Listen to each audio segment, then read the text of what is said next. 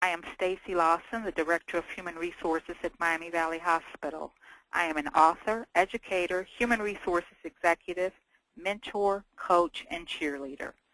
Today we will be speaking about what school didn't teach you, lessons learned that only experience will teach you. First, don't wait for someone to direct your success. Get in the driver's seat of your career. You are the author, architect, and owner of your career.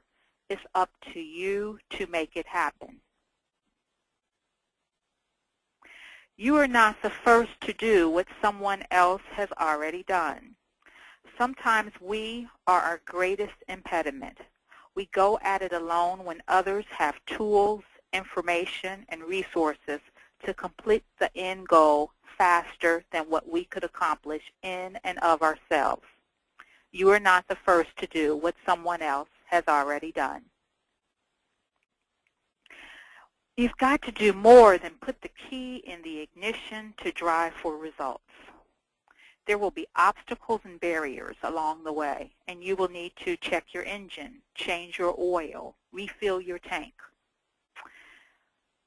You do this by investing in your development, navigating through the obstacles, and determining what the next steps are. If the problem is always outside of you, then the solution will not reside within you.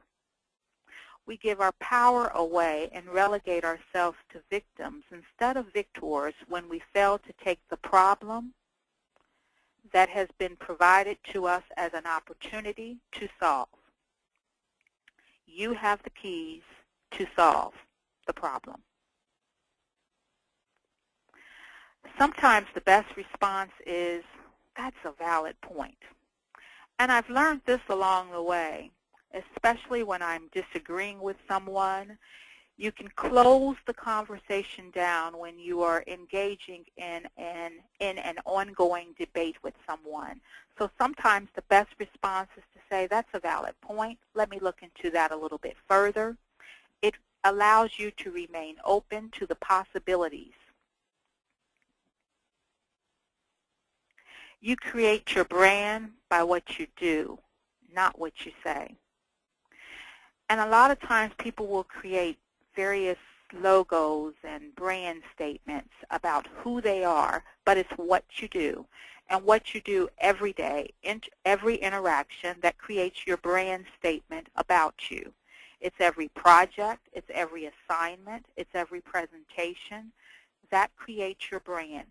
It's the mistakes you make and it's the accomplishments that create your brand, not what you say.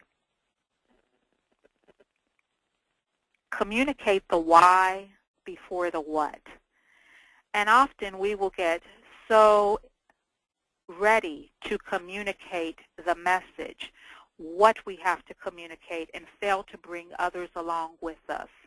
The what is the easiest part of the message, but if we fail to create the why, then we fail to bring others along with us. If we spent less time talking and more time reading, we'd have more to talk about. Once we graduate from college, the knowledge does not stop. We need to be on a path of continuous growth and development, nurturing and investing in ourselves, challenging the education that we received, challenging ourselves to go to the next level. We must read to remain relevant, and leaders are readers. Measure your words, or your words will measure you. Be succinct, clear. Provide the bottom line up front, the bluff. If you can't say what you need to say on an index card, then you're likely talking too much. Measure your words carefully. You've got to bring something more to the table than amen. Speak up, lean in, have a voice, contribute. You've been invited to the meeting. for a reason. Bring that value to the table. Bring it to the interaction. You don't want to be known as the person that says, yes, boss, yes, I agree. Challenge what you're hearing. Bring forward relevant information. Talk about industry leaders. Talk about the external impact of our changes. You've got to bring something more to the table that challenges others to rise from point A to point B. Don't think just because you're not opening your mouth that you're not speaking. And a lot of times individuals will come to the meeting and they will not necessarily share what they have to share because perhaps they are an introvert.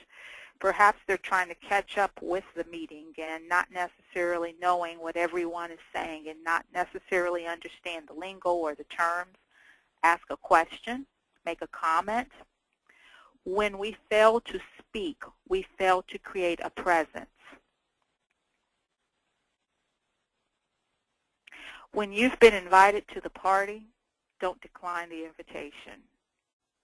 And unfortunately, the party is not homecoming. The party is not the after-graduation party. The party is the meeting. When you've been invited to the meeting, which is the party, with the CEO or the C-suite, or a VP or a director or someone that's above your level and you think, well, why am I in this meeting? Please know that that is your opportunity to interview for your next level. Don't decline the invitation. Your presence could be your promotion.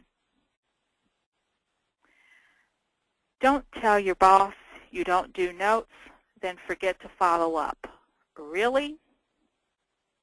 It's vitally important that you are taking note, that you are absorbing the information, that you are capturing the highlights, that you are taking note of the lessons learned, that you are taking note of the do differently opportunities, that you are taking note of the action items and the next steps. If you fail to take notes and your boss is taking notes, that could be a career derailer. Don't tell your boss you don't do notes. Take notes. Your education is a piece of paper. It gets you in the door. It provides you an opportunity to be in the game. It provides you an opportunity to score. It will not keep you in the game.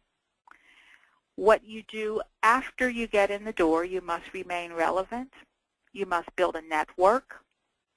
You must advocate for the cause of the company. You must align with the mission, the vision, the values. Your education is a piece of paper that gets you in the door. What you do afterwards will keep you in the game. Again, this is Stacey Lawson. I am the Director of Human Resources at Miami Valley Hospital. Thank you for your time today.